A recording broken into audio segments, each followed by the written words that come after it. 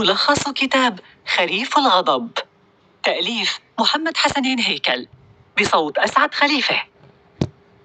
يشير الكاتب والصحفي المصري الشهير محمد حسنين هيكل بأن السبب الذي دفعه إلى كتابة هذا الكتاب هو أن هناك قصة سياسية كبيرة في مصر يجب أن تروى، وأن هنالك العديد من الأخطاء التي ارتكبت في فترة حكم الرئيس محمد أنور السادات ويجب ألا تتكرر، وذلك دون إصدار أي أحكام مسبقة على شخصية السادات وأبرز القرارات التي اتخذها في فترة حكمه.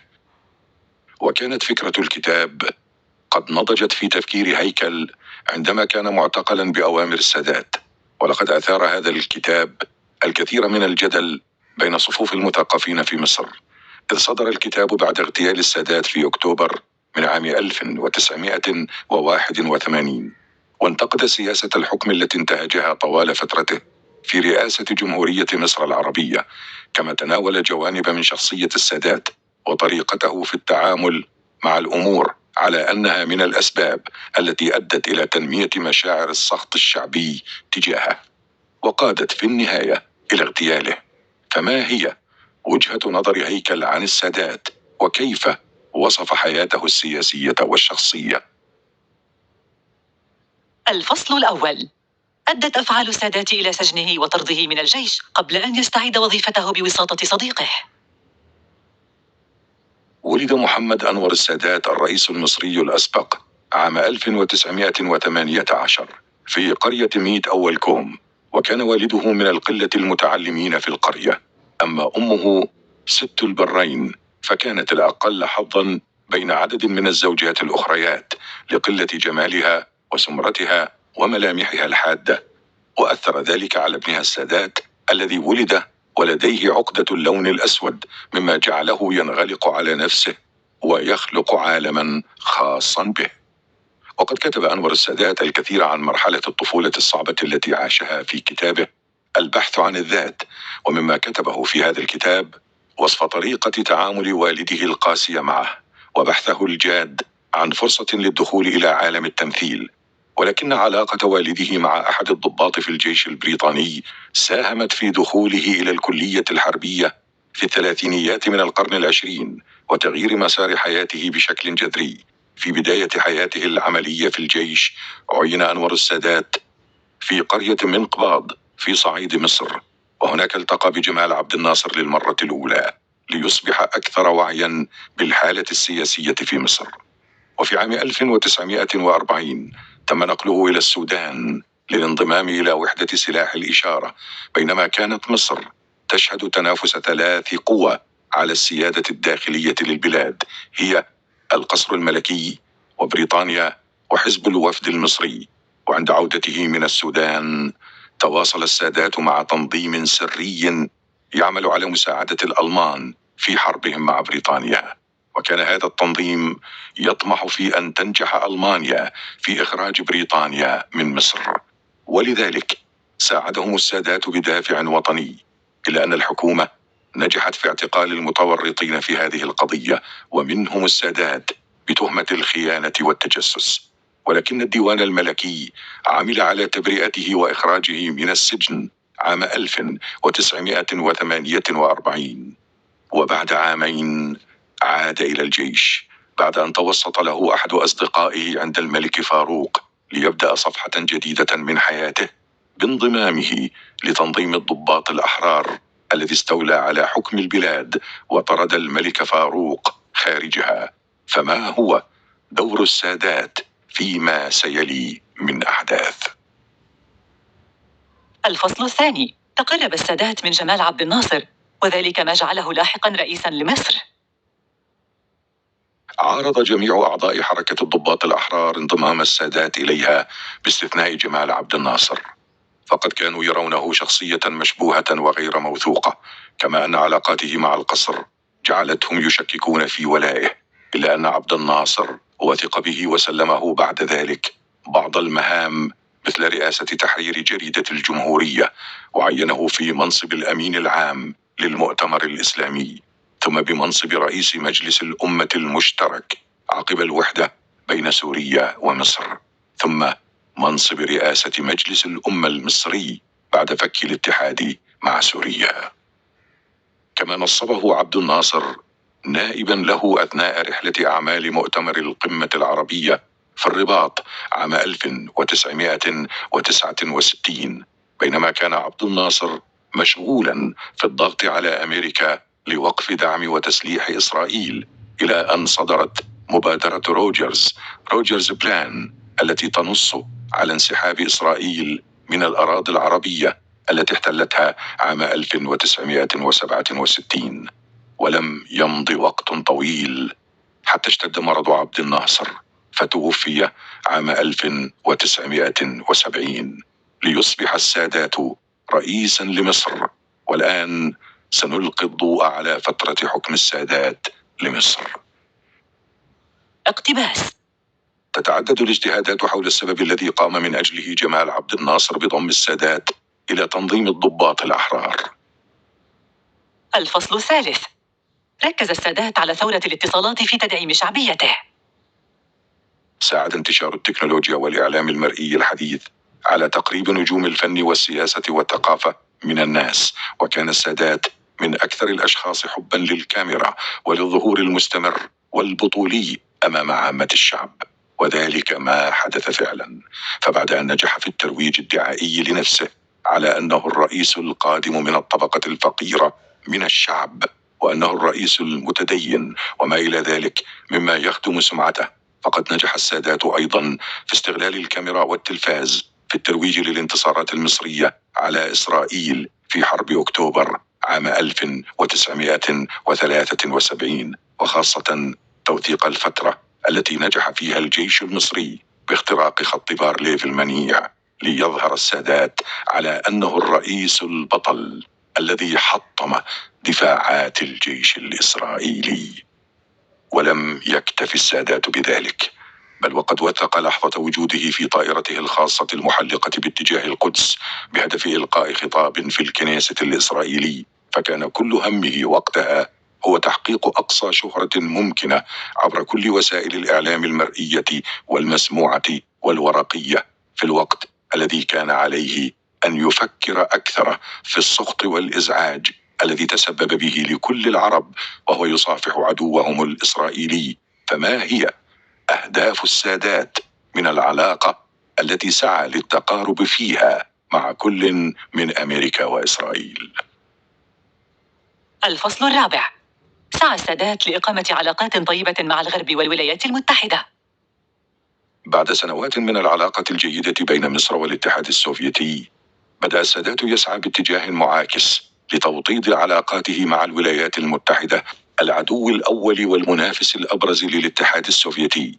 فأشار على مدير مخابراته أحمد إسماعيل وبتحريض من أصدقاء السادات في السعودية ببدء المحادثات مع رئيس المخابرات الأمريكية يوجين ترون، وذلك في نهاية عام 1971، إلا أن تلك المحادثات لم تنجح في منع القتال بين الجيش المصري والإسرائيلي في قناة السويس.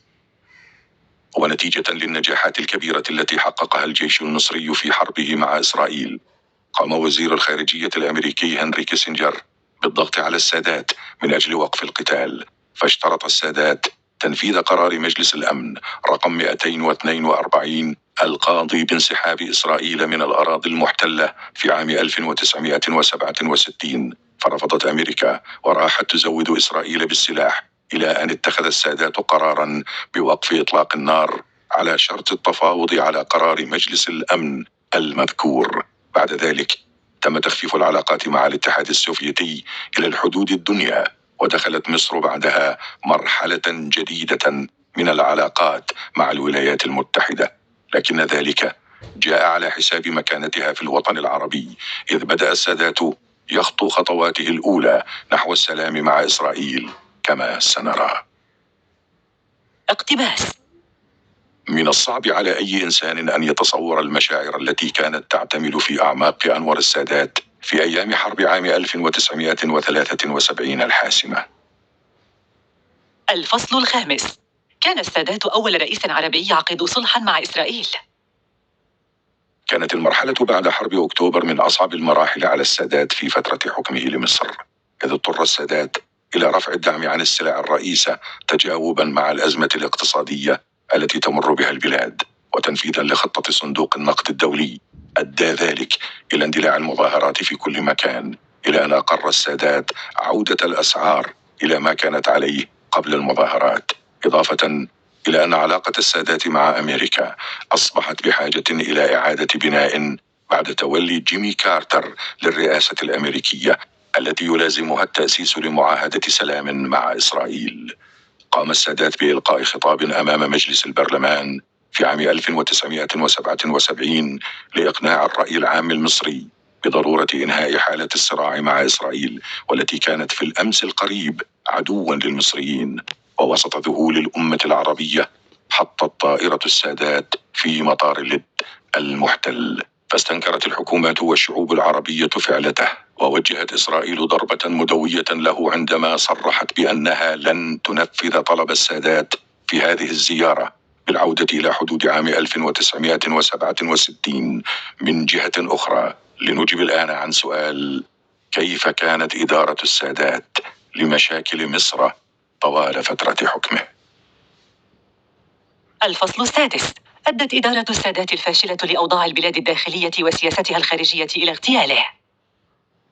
عرف السادات بتبذيره وإسرافه، فقد كان يحصل على راتب قدره 900 جنيه، بالإضافة إلى اعتماد بنكي بقيمة 1,000,000 جنيه سنويا تمنحه الدولة إياه من أجل مساعدته في متطلبات العمل، إلا أن السادات كان يصرف تلك الأموال على حاجاته الخاصة من البيوت والطائرات واليخوت والسيارات، في الوقت الذي بلغت فيه ديون مصر 500 مليون دولار و19,000 حينها.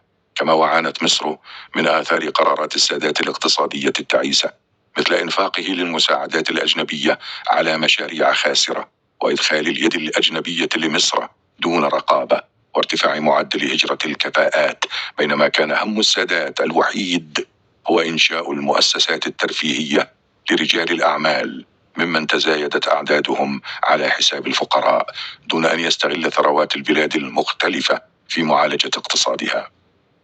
كما ولم تكن علاقة السادات مع الحركات الدينية على أحسن حال، فعلى الرغم من وجود قنوات اتصال مع جماعة الإخوان، إلا أن ذلك لم يمنعه من سجن الكثير من أعضائها قبل أن يحاول استمالتهم إلى صفه من جديد بهدف كسب الرأي العام بعد سلامه مع إسرائيل، إلا أن هذا السلام كان أكبر حاجز بينه وبين الإخوان فيما بعد.